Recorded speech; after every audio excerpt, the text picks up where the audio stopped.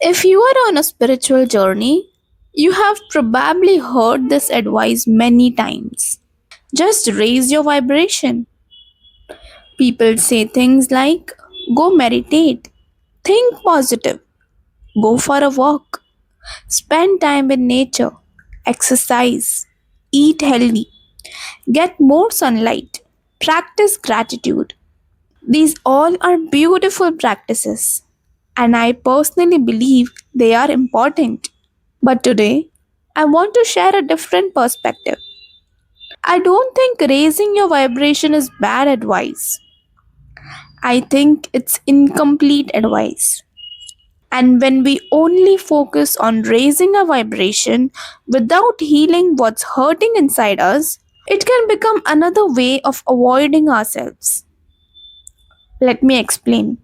When people talk about raising your vibration, they are usually talking about activities that make your mind and body feel better.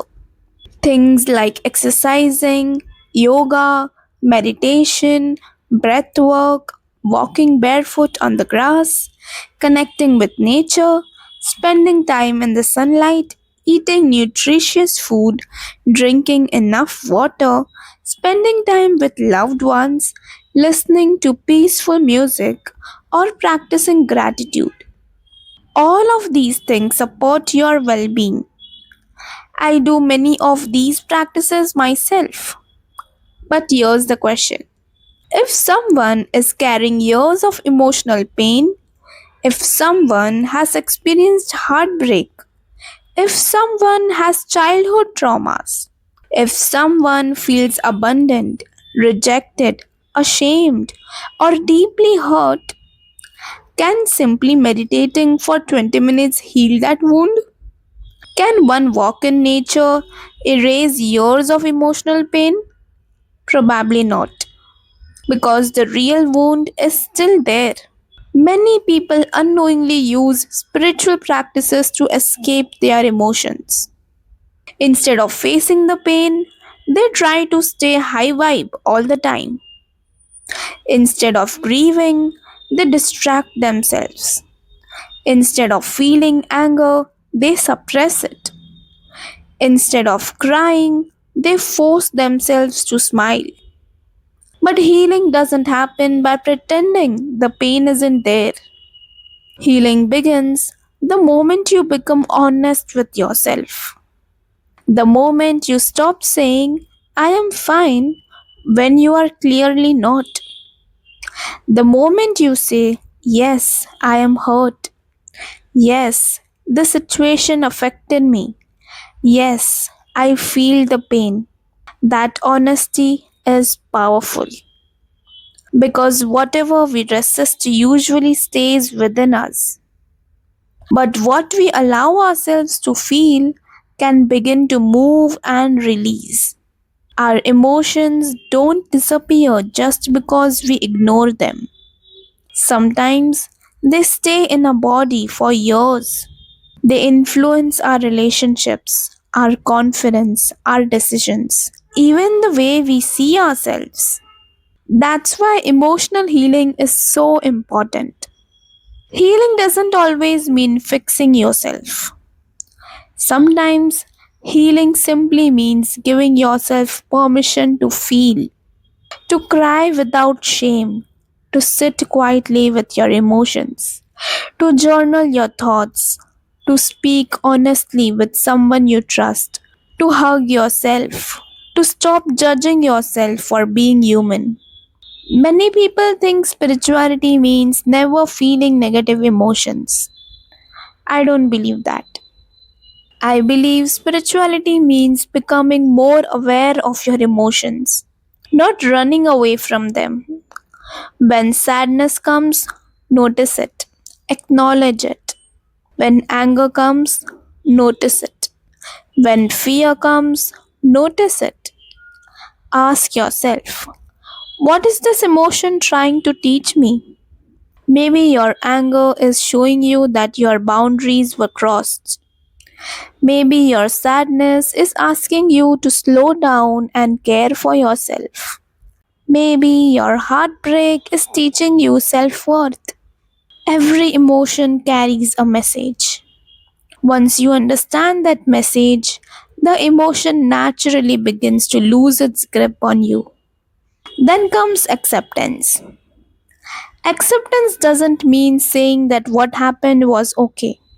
Acceptance means saying it happened, it hurt. I cannot change the past, but I can choose how I heal. Sometimes healing looks like crying. Sometimes it looks like forgiving yourself.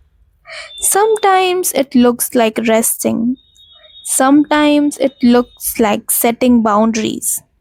Sometimes it looks like walking away from people who continue to hurt you. Healing is not one technique. Healing is a relationship with yourself. And after you have allowed yourself to feel, after you have processed those emotions, after you have learned the lessons hidden inside your pain, now raising your vibration comes incredibly powerful. Now meditation is no longer an escape. Now nature isn't a distraction, it's nourishment. Now exercise isn't about running from yourself, it's about taking care of yourself. Now healthy food becomes an act of self love instead of self punishment. Everything changes because your intention changes. You are no longer trying to avoid your emotions. You are supporting the version of yourself that has started healing. This is why I believe healing comes first. Then comes raising your vibration. Healing helps you release what no longer serves you. Raising your vibration helps you build a healthier life afterward. Both are important. Neither should replace the other. Think of it like cleaning a garden. Before you plant beautiful flowers, you first remove the weeds. If you only plant flowers without removing the weeds will keep growing. Our emotional wounds are similar. Ignoring them doesn't make them disappear.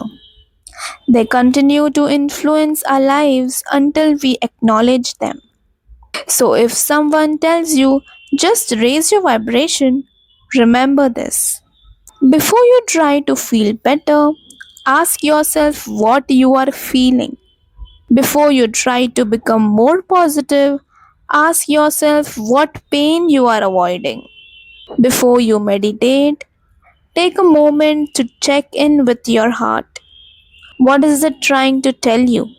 Listen to it, feel it, accept it, release it, and then raise your vibration through practices that nourishes your body, mind and spirit.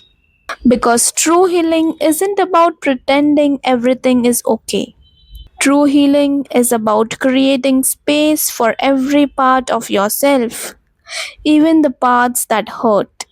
Your emotions are not your enemy, they are your teachers. They are guiding you back to yourself.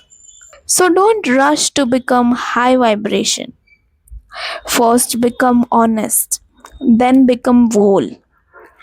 And when healing happens, your vibration rises naturally. Not because you forced it to, but because you have released what was weighing you down. If this video was helpful, do hit the like button and subscribe to this channel. Thank you for listening. Har Har Mahadev.